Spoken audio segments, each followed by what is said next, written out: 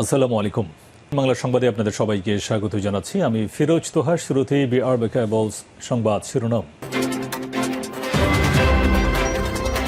ইন্না লিল্লাহ। মধ্যপ্রাচ্যে তৃতীয় বিশ্বযুদ্ধ ছড়িয়ে পড়েছে। জায়নবাদী ইসরায়েলের প্রধানমন্ত্রী নেতানিয়াহুকে হত্যা করেছে ইরান, কিন্তু এখন পর্যন্ত জায়নবাদীরা বিশ্বাস করছে না। তারা ডিপফেক দিয়ে তৈরি করে একটি ভিডিও নেতানিয়াহুর বলে চালিয়ে দিয়েছে। তবে এই ভিডিও বিভিন্ন প্রযুক্তির মাধ্যমে জানা গেছে যে এটি সম্পূর্ণ একটি ডিপফেক প্রযুক্তি ব্যবহার করে তৈরি করা হয়েছে। জানা গেছে ইরানের ক্ষেপণাস্ত্র হামলায় নেতানিয়াহুর পরিবারের 9 সদস্য সহ নেতানিয়াহু মারা গেছে।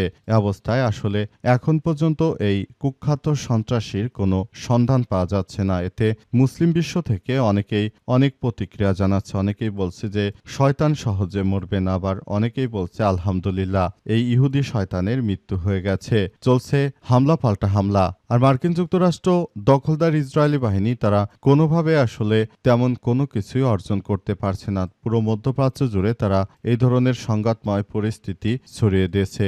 এতে করে সাধারণ মানুষের মধ্যে আতঙ্কর সৃষ্টি হয়েছে। আর মুসলিম বিশ্বের কিছু ইহুদিবাদী রাষ্ট্রের দালাল রাষ্ট্র রয়েছে, সেগুলোর উপর এক এক করে হামলা চালাচ্ছে ইরান। এসব হামলায় মধ্যপ্রাচ্যের এই জায়নবাদীদের বন্ধুরাষ্ট্র সৌদি আরব, কাতার, কুয়েত, বাহরাইন, ওমান সহ যারাই রয়েছে, এই রাষ্ট্রগুলোর আসলে সবকিছু একদম তছনছ হয়ে যাচ্ছে।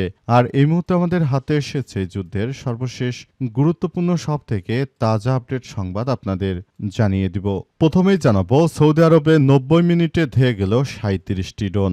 আলহামদুলিল্লাহ, সৌদি আরবের মার্কিন ঘাঁটিগুলোকে লক্ষ্য করে আজ মাত্র এত অল্প সময় এত বিপুল পরিমাণ ড্রোন হামলা চালানো হয়েছে। ড্রোন হামলার ফলে একরকম ধ্বংসস্তূপে পরিণত হয়েছে সৌদি আরবের বিভিন্ন মার্কিন ঘাঁটি। এরপর জানাবো, এবার সংযুক্ত আরব আমিরাতে ইরানের ক্ষেপণাস্ত্র এবং ড্রোন হামলা, দুবাই বিমানবন্দর বন্ধ ঘোষণা। সংযুক্ত আরব আমিরাতের প্রতিরক্ষা মন্ত্রণালয় এবং স্থানীয় সময় সকাল 9টায় তিনি জানিয়েছেন যে দেশটির আকাশ প্রতিরোধী ব্যবস্থা এখন পর্যন্ত ইরানের দিক থেকে নিক্ষেপ করা ক্ষেপণাস্ত্রগুলো প্রতিহত করার চেষ্টা করছে এবং ক্ষেপণাস্ত্রের তীব্রতা এত ভয়াবহ ছিল সেখানে এয়ারপোর্টে আগুন ধরে যায় এবং সংযুক্ত আরব আমিরাত বা দুবাই এয়ারপোর্টটি এই মুহূর্তে বন্ধ রাখতে বাধ্য হচ্ছে এই মুসলিম বিশ্বের বিস্ফোরা খ্যাত রাষ্ট্র। এদিকে ইরানে আবারও হাজার হাজার টার্গেটে হামলার পরিকল্পনা করছে ইহুদিবাদী ইসরায়েল। ইরানের বিরুদ্ধে ইসরায়েল এবং যুক্তরাষ্ট্রের হামলা সোমবার 16 মার্চ পর্যন্ত টানা 17 দিনে গড়িয়েছে। মার্কিন প্রেসিডেন্ট ডোনাল্ড ট্রাম্প ঘোষণা দিয়েছেন ইরান শর্তহীনভাবে আত্মসমর্পণ না করলে অভিযান অব্যাহত থাকবে। তবে ইরান জানিয়েছে আত্মসমর্পণ তো থাক দূরের কথা, আমাদের কাছে ইহুদিবাদীরা এবং জায়নবাদীরা তারা আত্মসমর্পণ করবে, আমরা করব না। জানাবো, জাপান থেকে মধ্যপ্রাচ্যে মার্কিন সেনা স্থানান্তর করছে ট্রাম্প। জাপান ওকিয়া দ্বীপ থেকে 2000-এর বেশি মার্কিন মেরিন সেনাকে এবার মধ্যপ্রাচ্যে নিয়ে আসতে শুরু করেছে ডোনাল্ড ট্রাম্প। জানা গেছে মধ্যপ্রাচ্যে ইরানকে প্রতিহত করার জন্য এখন তাদের পিঠ বাঁধছে না, এজন্য মেরিন সেনাদেরকে তারা নিয়ে আসতে শুরু করেছে। এবং সর্বশেষ জানাবো, যুবদল নেতাকে প্রকাশ্যে গুলি করে হত্যা। খুলনায় রাশিকুন আনম রাসু 38 নামের বিএনপির যুবদল নেতাকে প্রকাশ্যে গুলি করে হত্যা করা হয়েছে। আজ নগরীর দৌলতপুর থানাধীন আরংঘাটা রোডের কেডিএ কল্পতরু মার্কেটের সামনে এই ঘটনা ঘটে। প্রিয় দর্শক, এতক্ষণ শুনছিলেন সংবাদ শিরোনাম, এবারে বিস্তারিত। তবে তার আগে বন্ধুরা অনুরোধ থাকবে, এই সংবাদটিতে একটি লাইক দিন। এই চ্যানেলে আপনি নতুন হয়ে থাকলে আমাদের সংবাদটি দেখতে দেখতে চ্যানেলটি সাবস্ক্রাইব করে রাখুন। কমেন্ট করে বন্ধুরা আপনার মূল্যবান মতামত জানিয়ে দিন আপনি বিশ্বের কোন দেশ থেকে বা বাংলাদেশের কোন স্থান থেকে আমাদের সংবাদটি দেখছেন এবং শুনছেন। আর বন্ধুরা, সংবাদটি আপনার সোশ্যাল মিডিয়া ফেসবুকে শেয়ার করে বন্ধুদেরও দেখার সুযোগ করে দিন। গাজা যুদ্ধে আপনি যদি নিরীহ ফিলিস্তিনিদের ভালোবেসে থাকেন, কমেন্টে ইয়েস লিখে পুরো বিশ্বকে জানিয়ে দিন। এবারে বিস্তারিত। সৌদি আরবে ৯০ মিনিটে ধেয়ে গেল ৩৭টি ড্রোন। সৌদি আরবের পূর্বাঞ্চলে ১.৫ ঘন্টায় ৩৭টি ড্রোন ধেয়ে গেছে। দেশটির প্রতিরক্ষা মন্ত্রণালয় এই তথ্য নিশ্চিত করেছে বলে কাতার ভিত্তিক সংবাদ মাধ্যম আল জাজিরার লাইভ প্রতিবেদনে জানানো হয়েছে। সৌদির দাবি যে তারা এসব ড্রোন প্রতিহত ধ্বংস করেছে, তবে এসব ড্রোন ঠিক কোথা থেকে এসেছে তা সৌদির পক্ষ থেকে এখন পর্যন্ত জানানো যায়নি। পাশাপাশি ইরান এবার দাবি করেছে যে তাদের দেশ থেকে যেসব ড্রোন ও মিসাইলগুলো যাচ্ছে সেগুলো ইহুদিরা নকল করে তারপর ইহুদিরা এই ড্রোনগুলো ব্যবহার করে সেখানে মূলত সৌদিসহ অনেক স্পর্শকাতর জায়গাগুলিতে তারা আক্রমণ চালাতে চায়। এই আক্রমণ চালিয়ে বড় ধরনের সংঘাতময় পরিস্থিতির আসলে সৃষ্টি করতে চায়। পরিস্থিতি এতটাই ভয়াবহ আকার ধারণ করেছে যে পুরো মধ্যপ্রাচ্যে আসলে সবকিছু একদম তছনছ হয়ে যাচ্ছে।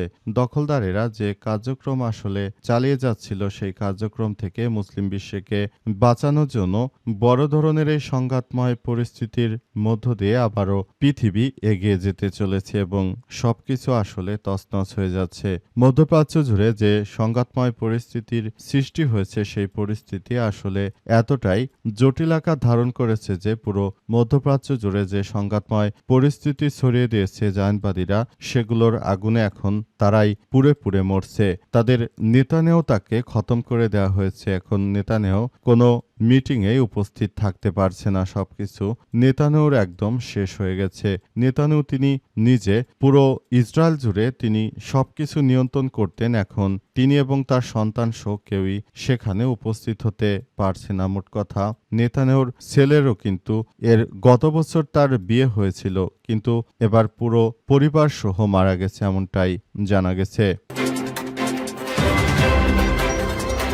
আরব আমিরাতে ইরানের ক্ষেপণাস্ত্র ও ড্রোন হামলা, সাময়িক বন্ধ দুবাই এয়ারপোর্ট। সংযুক্ত আরব আমিরাতের প্রতিরক্ষা মন্ত্রণালয় জানিয়েছে স্থানীয় সময় ৯টার দিকে দেশটিতে আকাশ প্রতিরক্ষা ব্যবস্থা এবং ইরান থেকে উড়ে আসা ক্ষেপণাস্ত্র ড্রোন হুমকি মোকাবেলা করছে। তবে ওই হুমকি সম্বন্ধে বিস্তারিত কিছু জানানো হয়নি। খবর বিবিসির। প্রতিবেদনে বলা হয়েছে যে সংযুক্ত আরব আমিরাতে যে আওয়াজ শোনা যাচ্ছে তা আসলে ক্ষেপণাস্ত্র ও ড্রোনগুলিকে সেদেশের আকাশ প্রতিরক্ষা ব্যবস্থা ইন্টারসেপ্ট করার শব্দ।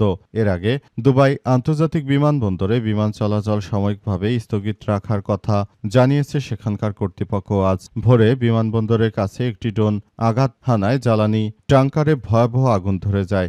বিবিসি নিউজ জানিয়েছে যে ওই ঘটনার কোনো বড় ধরনের হতাহতের খবর পাওয়া যায়নি। পোস্ট দেওয়ার কিছুক্ষণ পরই বিমানবন্দর কর্তৃপক্ষ জানিয়েছে যে মর্মান্তিক বিমান চলাচল সাময়িকভাবে বন্ধ রাখা হচ্ছে। তবে সব যাত্রী ও কর্মীদের নিরাপত্তা নিশ্চিত করতে ওই সতর্কতামূলক ব্যবস্থা গ্রহণ করা হচ্ছে বলে সেখানে নিশ্চিত করা হয়েছে এবং পুরো মধ্যপ্রাচ্য জুড়ে জায়নবাদী ইহুদিবাদী ইসরায়েলিদের যে কার্যক্রম রয়েছে সেই কার্যক্রমের মধ্যে আসলে বড় ধরনের সংকটময় এক পরিস্থিতির সৃষ্টি হয়েছে। মধ্যপ্রাচ্যের বিভিন্ন জায়গায় জায়গায় ইহুদিবাদীরা এই ঘাঁটিগুলো ব্যবহার করছে এবং এই ঘাঁটিগুলো আসলে তারা জায়নবাদী এবং মার্কিন যুক্তরাষ্ট্র ব্যবহার করে মূলত মধ্যপ্রাচ্যের সব মুসলিম দেশগুলোকেই টার্গেট করছে তারা, এবং টার্গেট করে তারা মূলত সবকিছু ধ্বংস করে দিতে চায়। মধ্যপ্রাচ্যে যে ধরনের বড় সংঘাতের সৃষ্টি হয়েছে এই সংঘাতগুলো আসলে খুবই বৃহত্তর আকার ধারণ করেছে এবং এই সংঘাতগুলো খুবই দুর্ভাগ্যজনক অবস্থায় পরিণত হয়েছে। পুরো মধ্যপ্রাচ্যে ছড়িয়ে পড়েছে এই তৃতীয় বিশ্বযুদ্ধ এবং এই যুদ্ধ থেকে মুসলিম বিশ্বকে বাঁচাতে হলে এখনই সবাইকে একসঙ্গে কাজ করতে হবে। তা না হলে এই জায়নবাদীরা কিন্তু মুসলিমদেরকে একদম শেষ করে দেবে। এমনিতেই মধ্যপ্রাচ্যের প্রায় সব দেশে জায়নবাদীরা যে আক্রমণ চালাচ্ছে সেখান থেকেই পরিলক্ষিত হয় যে পুরো বিশ্বজুড়ে এই তৃতীয় বিশ্বযুদ্ধের একটা প্রভাব পড়তে শুরু হয়েছে। এই প্রভাব থেকেই মূলত তৃতীয় বিশ্বযুদ্ধ বেঁধে যাবে এবং এই তৃতীয় বিশ্বযুদ্ধ থেকেই পৃথিবী কিয়ামতের দিকে ধাবিত হবে। ইরানে আবারও হাজার হাজার টার্গেটে হামলার টার্গেট ইহুদিবাদী ইসরায়েলের। নতুন করে ইরানে আবার নতুন করে হাজার হাজার টার্গেটে হামলা চালিয়ে তারা ইরানের উপর প্রতিশোধ নিতে চায় এই ইহুদিবাদীরা। এজন্য ইহুদিবাদীরা ইতিমধ্যে সেভাবে তারা তাদের কার্যক্রম চালাচ্ছে। তারা মধ্যপ্রাচ্যে যে ধরনের বড় সংকটময় পরিস্থিতির সৃষ্টি করেছে সেই পরিস্থিতি থেকে আমাদের বেরিয়ে আসতে হবে সবাইকে। এখনই এই বিষয়গুলো নিয়ে কাজ করতে হবে। মধ্যপ্রাচ্যে যে ধরনের সংকটময় পরিস্থিতির সৃষ্টি হয়েছে এই সংকট থেকে সবাইকে বেরিয়ে আসার জন্য একযোগে কাজ করতে হবে। মধ্যপ্রাচ্যে এই সংঘাতময় পরিস্থিতি থেকে আমাদের সবাইকে এখনই বেরিয়ে আসতে হবে, তা না হলে আমরা আসলে কোনোভাবেই এগিয়ে যেতে পারবো না। পুরো মধ্যপ্রাচ্য জুড়ে এই সংঘাতময় পরিস্থিতি এতটাই ভয়াবহ আকার ধারণ করেছে যে আসলে সবকিছু একদম ধ্বংস হয়ে যাচ্ছে। জায়নবাদীরা তারা প্রথম দিকে মনে করেছিল যে হয়তো তারা শুধুমাত্র ইরানের রেজিম চেঞ্জ করবে, এজন্য তারা আক্রমণ করেছিল। তবে যখন দেখলো ইরানের রেজিম চেঞ্জ হলো না, তখন তারা ইরানের নিরীহ মানুষদের উপরও আক্রমণ তীব্র থেকে তীব্র আকার করেছে এই জায়নবাদীরা। তাদের উদ্দেশ্যই হচ্ছে তারা পুরো মধ্যপ্রাচ্য জুড়ে এই সংঘাতময় পরিস্থিতিকে আরো ভয়াবহতার দিকে ঠেলে দিবে এবং সবকিছু একদম তছনছ হয়ে যাবে। সবকিছু এমনভাবে চলছে এবং পুরো মধ্যপ্রাচ্য জুড়ে এই সংঘাতময় পরিস্থিতি এতটাই খারাপের দিকে যাচ্ছে যে সবকিছু আসলে এখন থেকেই দেখভাল করা অত্যন্ত জটিল আকার ধারণ করেছে। মধ্যপ্রাচ্যে সবকিছু এতটাই খারাপের দিকে যাচ্ছে যে আমরা এখন আর কোনো কিছুই নিয়ন্ত্রণ করতে পারছি না। সবকিছু একদম শেষ হয়ে যাচ্ছে। মধ্যপ্রাচ্যে সবকিছু একদম শেষ করে দিচ্ছে এই জায়নবাদীরা। জাপান থেকে মধ্যপ্রাচ্যে মার্কিন সেনা স্থানান্তর করছে ট্রাম্প। জাপানের ওকিয়ানা দ্বীপ থেকে ২,০০০-এর বেশি মেরিন সেনাকে মধ্যপ্রাচ্যে সরিয়ে নেওয়ার প্রক্রিয়া শুরু করেছে মার্কিন যুক্তরাষ্ট্র। বিভিন্ন আন্তর্জাতিক সংবাদ মাধ্যমের প্রতিবেদন অনুযায়ী দক্ষিণ কোরিয়ায় মোতায়েন করা ক্ষেপণাস্ত্র প্রতিরক্ষা ব্যবস্থা সরিয়ে নেওয়ার পরপরই ওয়াশিংটন এই নতুন পদক্ষেপ গ্রহণ শুরু করেছে। ওকিয়ায় দায়িত্ব পালন করে ৩১তম মেরিন এক্সপেডিশনারি ইউনিটের ওই সদস্যদের নিয়ে উভচর যুদ্ধজাহাজ ইউএসএস ত্রিপলি ইতিমধ্যেই গন্তব্যের উদ্দেশ্যে রওনা হয়েছে।